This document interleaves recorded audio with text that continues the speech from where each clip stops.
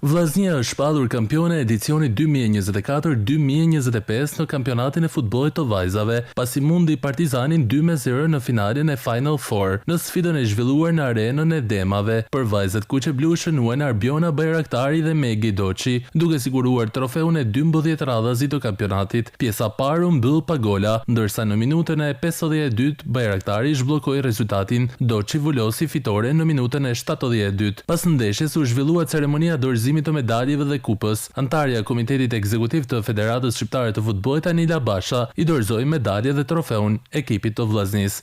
Fitimi i këtij titulli të gëzon edhe pse është i 12 i radhazi, edhe ky ka vlerë dhe ka meritet edhe kontributin e shumë njerëzve brenda.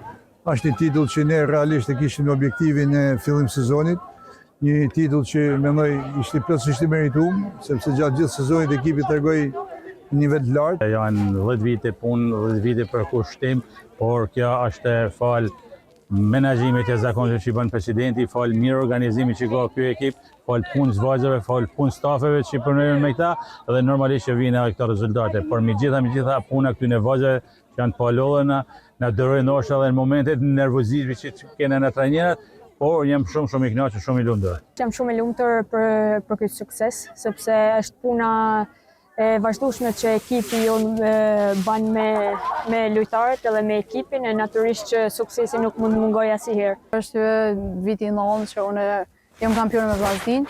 Jam shumë e lumtur dhe shumë krenare për zgjedhjen që kam bërë tash 9 vite që vazhdoj me qenë pjesë e vllaznisë.